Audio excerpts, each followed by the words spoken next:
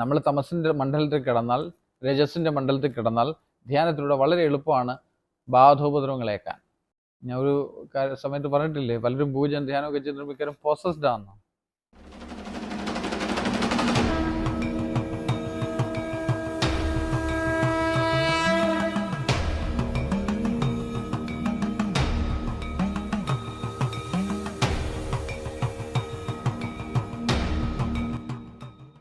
ആദ്യം ഒരു ഡിസിഷൻ വേണം. ചുമ്മാ അങ്ങ് ധ്യാനവാദമെന്നൊക്കെ പറഞ്ഞാൽ സൈക്കോളജിക്കൽ ഇംബാലൻസ് ഉണ്ടാവും, ധ്യാനം കൊണ്ട് ഒത്തിരി രോഗങ്ങളുണ്ടാവും. ഇതും മനസ്സിലാക്കണം.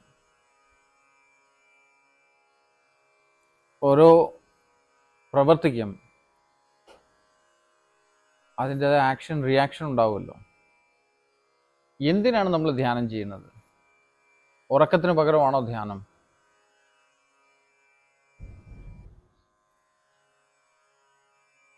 ആണോ?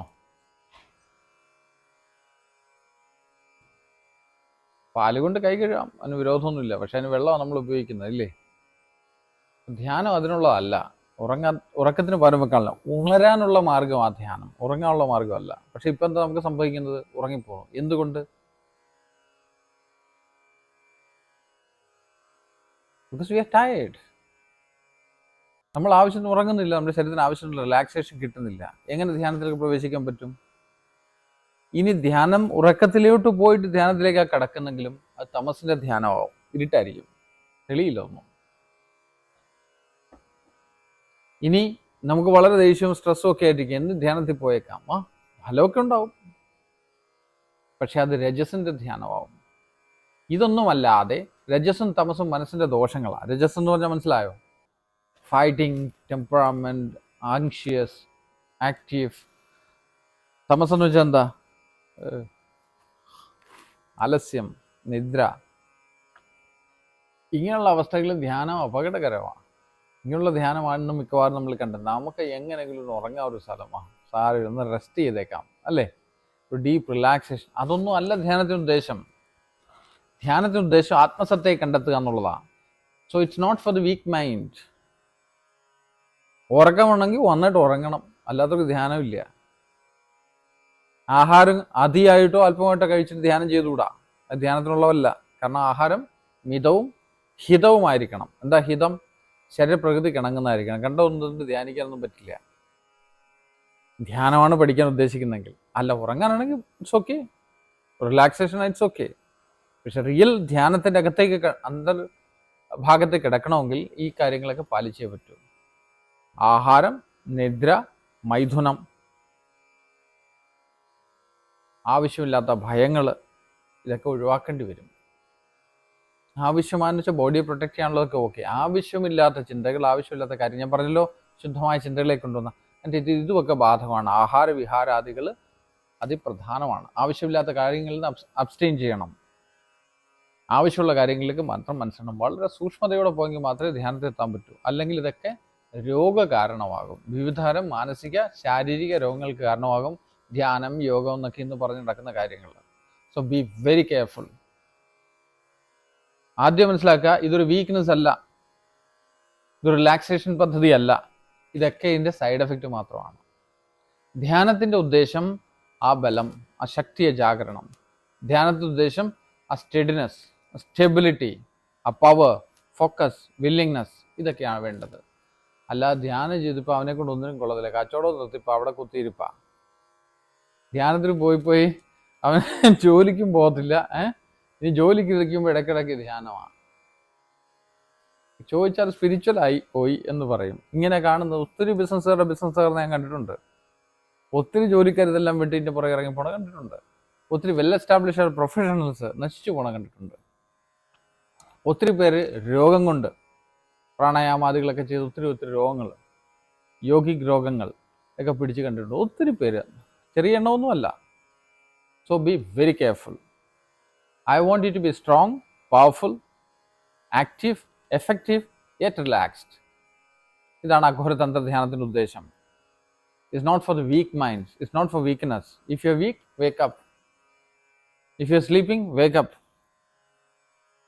ഇത് കർമ്മോത്സുകരാക്കാനുള്ള ധ്യാനമാണ് ഉദ്ദേശിക്കുന്നത്, അല്ല കർമ്മത്തിന് ഒളിച്ചോടാനല്ല. പക്ഷെ കർമ്മം കർമ്മം കർമ്മം എന്ന് പറഞ്ഞാൽ ചാവാനും അല്ല, ജീവിതം ആസ്വദിക്കുകയും വേണം. അപ്പോൾ എന്താ, എഫിഷ്യൻസി കൂടും. എഫിഷ്യൻസി നമുക്ക് വേണ്ടത്, അല്ല കുറേ വർക്കുകളോ കുറേ ഹാർഡ് വർക്കോ ഓവർ റിലാക്സേഷനോ ഒന്നും അല്ല. എഫിഷ്യൻസി വേണം. We should have the output. ഒത്തിരി ഒന്നും വേണമില്ല, ക്ലിയർ ആയിട്ട് വരിക, എഫിഷ്യൻസിയെ വർദ്ധിപ്പിച്ചുകൊണ്ടിരിക്കുക. അതിനു വേണ്ടിയാണ് നമ്മളിത് ചെയ്യുന്നത്. ഇത് കൂടുതലൊന്നും ചെയ്യണ്ട. അരമണിക്കൂർ ആവശ്യത്തിൽ കൂടുതൽ കുത്തിയിരിക്കുക, ആവശ്യത്തിൽ കൂടുതൽ പണിയെടുക്കുകയും ചെയ്യരുത്, ആവശ്യത്തിൽ കുറച്ചും പണിയെടുക്കരുത്.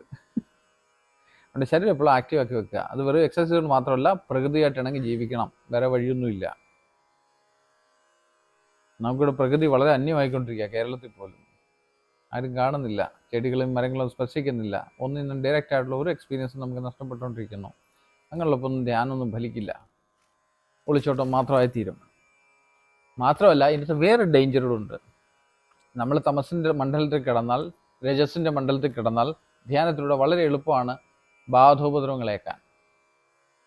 വിശ്വസിക്കുമോ?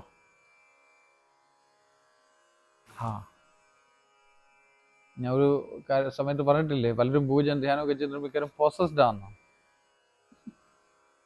Yes, you may not believe it. പറഞ്ഞ കൊമ്പും പല്ലുമൊക്കെ ഉള്ള ഭൂതപ്രേതങ്ങളൊന്നും അല്ല, പക്ഷെ മൈൻഡ് ഈസ് ബീൻ ഹാക്ഡ്. ആ ഹാക്കിങ്ങിൽ നിന്നൊക്കെ പുറത്തു വരാനാണ് ഞാൻ ഉദ്ദേശിക്കുന്നത്. സ്വതന്ത്രമാകുക. സ്വാതന്ത്ര്യം വളരെ സിമ്പിളാണ്, അതുകൊണ്ട് ഇത് വലിയ ബുദ്ധിമുട്ടാണ്. You may be interested in folk tales, stories. അതൊന്നും അല്ല ഞാൻ അവിടെ പഠിപ്പിക്കുന്നത്.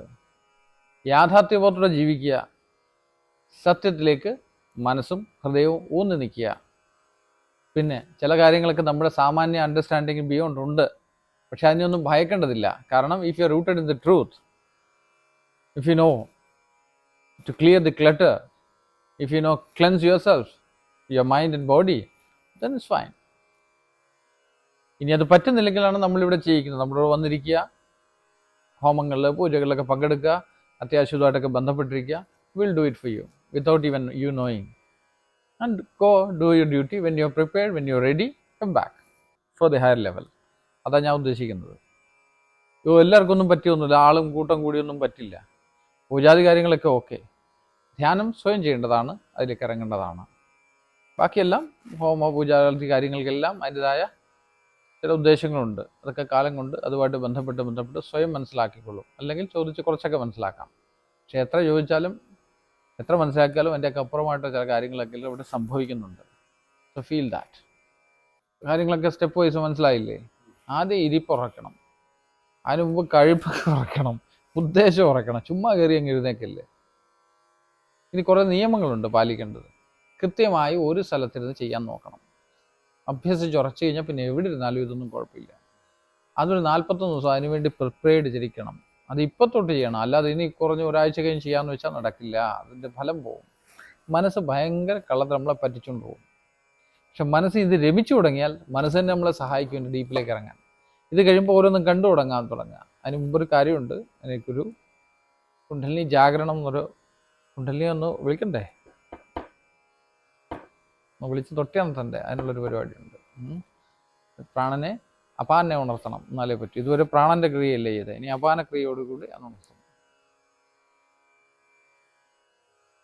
അപ്പോൾ പ്രാണക്രിയയാണ് നമ്മളിപ്പോൾ ചെയ്യുക. പ്രാണൻ എന്നല്ലേ പറഞ്ഞത്. പ്രാണൻ വെച്ചാൽ ഇത് വിചാരിക്കില്ലേ, ഇത് ശ്വാസം. ശ്വാസം എന്ന് ഞാൻ പറയുമ്പോൾ ഇതിനെ ഉദ്ദേശമുള്ള. പ്രാണൻ എന്ന് പറയുമ്പോൾ അറിയുന്നില്ലേ, നൂല് ഒരു സാധനകത്തോടെ പോകുന്നില്ലേ. അല്ലെങ്കിൽ ഇത് ശ്വാസം എടുത്താൽ ഉള്ള ഉഷ്ണമൊക്കെ ഉണരും. പ്രാണനാണെങ്കിലോ എല്ലാം തണുപ്പിക്കും, ഞരമ്പൊക്കെ തണുക്കും, കണ്ണൊക്കെ ചൂടെല്ലാം പോയി മൊത്തത്തിൽ ശരീരം മൊത്തം സുഖമുള്ളൊരവസ്ഥയാണ്. അതിനുവേണ്ടിയാണ് ചെയ്യേണ്ടത്. ഇതാണ് തന്ത്രത്തിലെ പ്രാണായാമം. വളരെ സുഖമല്ലേ, അല്ല ഇത് ബുദ്ധിമുട്ടുണ്ടോ, കിടന്ന് കഷ്ടപ്പെടണോ? പക്ഷെ ഇത് അടുത്ത മണ്ഡലം കഴിയുമ്പോൾ കിടന്ന് ചാടുകയും തുള്ളുകയൊക്കെ ചെയ്യും ശരീരം തന്നെ. കപാലഭാതിയും ഭസ്ത്രികയും മറ്റുള്ള പ്രാണായാമങ്ങളൊക്കെ സ്വയം സംഭവിച്ചു തുടങ്ങും. അതുവരെയുള്ളതേ നമുക്ക് എത്തിക്കാൻ പറ്റുള്ളൂ. ബാക്കിയൊക്കെ ഗുരുമണ്ഡലത്തിൽ ഇരുന്നുകൊണ്ട് പിന്നെ അത് മുന്നോട്ട് പോകേണ്ട തലങ്ങളാണ്.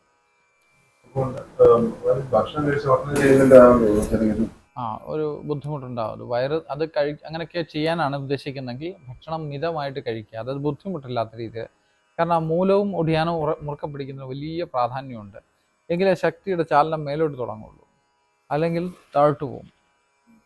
ചിലപ്പോൾ ശക്തി ചാലനം താഴോട്ടൊക്കെ പോകുമ്പോഴാണ് നമുക്ക് അരിസസ് തുടങ്ങിയ രോഗങ്ങൾ, ഹെർണിയ പോലുള്ള പ്രശ്നങ്ങൾ, മൂലത്തിലുള്ള വീക്ക്നെസ് ഉണ്ടാകുന്നത്. അതിനെല്ലാം മുറുക്കി വലിച്ച് മേലോട്ട് വെച്ചേ പറ്റൂ, ഊർജ്ജത്തെ ചാലനം മേലോട്ടാക്കണമെങ്കിൽ. അത് കഴിഞ്ഞ് താഴോട്ട് ഇറങ്ങുമ്പോൾ തിരിച്ചുള്ള പ്രക്രിയകളും ഉണ്ട്, അത് വേറെ കഥ, അത് വിട്. പക്ഷെ ഇപ്പോൾ നമുക്ക് പൊതുവിൽ മനുഷ്യർക്ക് ഇവിടെ ഒന്നും മുറുക്കുകയില്ല. പണ്ടായിട്ടുള്ള അഭ്യാസങ്ങളൊക്കെ എല്ലാം ചെയ്യിക്കുന്നത്, കൂത്തിയിരുന്ന് അടിക്കുക, മിറ്റം തൂക്കുക, ഓരോ പണികളൊക്കെ വിറകൊക്കെ വിട്ടുമ്പോൾ ശ്വാസന്റെ പ്രക്രിയകൾ, ഇതൊക്കെ നമ്മൾ ഉപയോഗിക്കുമായിരുന്നു സ്വാഭാവികമായിട്ട്. നമുക്കൊന്നും അറിഞ്ഞുകൂടാ.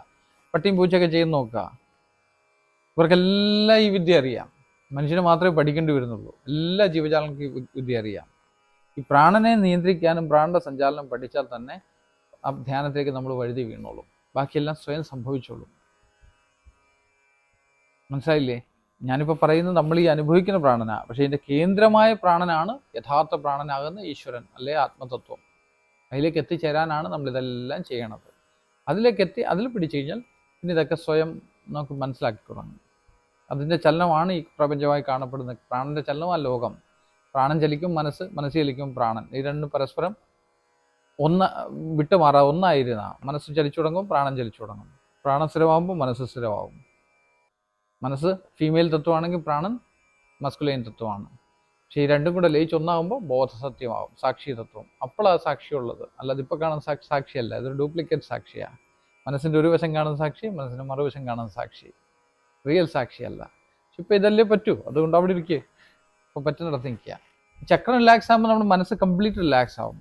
ചക്രത്തെ ശുദ്ധി, പ്രാണൻ അങ്ങോട്ട് ചെല്ലുമ്പോഴത്തേക്ക് മനസ്സിൻ്റെ ഓരോരോ തലങ്ങൾ, ഈ വിശുദ്ധി എന്ന് വെച്ചാൽ കംപ്ലീറ്റ് സ്പേസ് ആണെന്ന് ഓർക്കണം. നിങ്ങൾ ശുദ്ധി ചെയ്യുന്ന എന്താ? ഈ പ്രപഞ്ചത്തിന് നമ്മൾ കാണുന്ന എല്ലാ സ്പേസും നമ്മൾ ശുദ്ധി ചെയ്യുക. ഹൃദയിക്കുമ്പോൾ ഈ പ്രപഞ്ചത്തിൽ നിറഞ്ഞ പൂർണ്ണ വായുവിനെ നമ്മൾ ശുദ്ധി ചെയ്യുന്നത്. മണിപൂർ ചെല്ലുമ്പോൾ ഈ പ്രപഞ്ചത്തിന് മുഴുവൻ കണ്ണിനെയാണ് നമ്മൾ ശുദ്ധി ചെയ്യുന്നത്, ദൃഷ്ടിയാണ്. സ്വാധിഷ്ഠാനത്തിൽ ചെല്ലുമ്പോൾ ഈ പ്രപഞ്ചത്തിൽ മുഴുവനുള്ള ജലതത്വത്തെ, പ്രപഞ്ചം മുഴുവൻ നിറഞ്ഞ ജലതത്വത്തെ ശുദ്ധി ചെയ്യുന്നു. പ്രപഞ്ചം മൊത്തമുള്ള ഭൂമി തത്വത്തെ, എന്ന് വെച്ചാൽ എല്ലായിടത്തും സോളിഡ് മാറ്റേഴ്സ് ഉണ്ടല്ലോ, ഇതിൻ്റെ അകത്ത് തന്നെ ഉണ്ട്. അതിൻ്റെ ഏറ്റവും സോളിഡായ മാറ്ററാണല്ലോ ഭൂമിയായിട്ട് കാണപ്പെടുന്നത്. ഇതെല്ലാ ശുദ്ധികളും ഈ ചക്രശുദ്ധിയോടുകൂടി നിങ്ങൾ ഈ പഞ്ചഭൂതങ്ങളുടെ മുഴുവൻ ശുദ്ധിയാണ് ചെയ്യുന്നത്. നിങ്ങളുടെ മാത്രമല്ല, നിങ്ങൾക്ക് ചുറ്റുമുള്ള ലോകത്തിൻ്റെ എല്ലാം. ഈ എൻ്റെ എന്നൊരു കൺസെപ്റ്റേ ഇതിൻ്റെ അതില്ല. കാരണം അതുകൊണ്ട് ആദ്യം തന്നെ ആത്മതത്വമായ സമ്പൂർണ്ണതയെ പറ്റി പറഞ്ഞത്. അതിൻ്റെ അകത്തെല്ലാം ചലിക്കുന്ന തത്വം ഏതാ? ഈ പ്രാണനല്ലേ. പ്രാണനും മനസ്സും കൂടെ ചേർന്നല്ലേ പ്രപഞ്ചമായിട്ട് മാറി ഓരോന്നായിട്ടിരിക്കും. രണ്ടും ഇൻസെപ്പറബിൾ ആണ്, പ്രാണനും മനസ്സും. അതാണ് ഈ ലോകമായിട്ട് കാണപ്പെടുന്നത്. ഇതിൻ്റെയൊക്കെ തത്വം ഗ്രഹിച്ചും പതിയെ മനസ്സിലാണ് ഈ അനുഭൂതികളിലൂടെ കടന്നു പോകുമ്പോൾ നമുക്കിതൊക്കെ ഉറയ്ക്കും. എങ്ങനെയാ വായുവിൽ നിന്ന് ജലം ഉണ്ടാകുന്നൊക്കെ ഞാൻ പറഞ്ഞ ഇതൊക്കെ സയൻറ്റിഫിക് ആണോ? പക്ഷെ ഇതിലൂടെ നമുക്ക് അറിയാം എങ്ങനെയാണ് സോളിഡ് മാറ്റർ ഉണ്ടാകുന്നത്, എങ്ങനെയാണ് ലിക്വിഡ് പിന്നെ ഗ്യാസ് ആവുന്നത്, എങ്ങനെ സ്പേസ് ആയിട്ട് ഒന്നുമില്ലായിരിക്കുന്നു, അതിനപ്പുറം കടന്ന് നമുക്ക് കാണാം ഇവിടെ ഒന്നും ഇല്ല എന്ന്. എങ്കിലും യാഥാർത്ഥ്യത്തിലേക്ക് തിരിച്ചിറങ്ങി വരുമ്പോൾ എല്ലാം ഉണ്ട് എന്ന് നമുക്ക് മനസ്സിലാവും. പിടിയിട്ടുണ്ടോ? ഇത് അനുഭവിച്ചറിയാനുള്ള മാർഗമാണ്. അപ്പം അത് ചക്രങ്ങൾ അങ്ങോട്ടും ഇങ്ങോട്ടും അല്ലെങ്കിൽ ഡിസലൈൻഡും ആവും. നാഭി തെറ്റുന്ന കാര്യത്തെ പറ്റി ഞാൻ കഴിഞ്ഞ ദിവസം നാളെ പറഞ്ഞില്ലേ, നാഭി തന്നെ മാർഗമുണ്ട്, നാഭി കറക്റ്റ് ചെയ്യണം. അതുപോലെ ഓരോ ചക്രങ്ങൾ ഡിസലൈൻഡ് ആവും. അലൈൻഡ് ആകുമ്പോൾ നമ്മുടെ സൈക്കോളജിക്കൽ അനുസരിച്ച് വ്യത്യാസം വരും.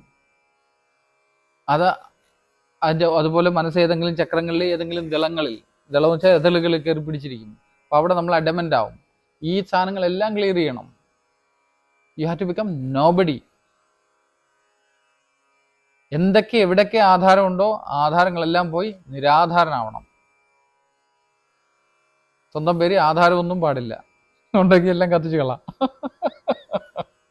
നിരാധാരനാവുമ്പോൾ മാത്രമേ ഈശ്വരത്വത്തെ അറിയാൻ പറ്റൂ, പരമധർമ്മത്തെ അറിയാൻ പറ്റും. എവിടെങ്കിലും പിടിച്ചിട്ടുണ്ടെങ്കിൽ അത് പ്രശ്നം. അതുകൊണ്ട് ഒന്നിനെയും ഉള്ള ഒട്ടിപ്പിടുത്തം പാടില്ല. സർവ്വതിൽ നിന്നും വിമുക്തമാകുക എന്നുള്ളതാണ് തന്ത്രത്തിലൂടെ നമുക്ക് സാധിക്കേണ്ടത്. മനസ്സിലായില്ലേ? തന്ത്രയോഗം തന്നെയാണ്, കുണ്ഡലിനി തന്ത്രമാണിത്, അഘോരമാർഗം മാത്രം.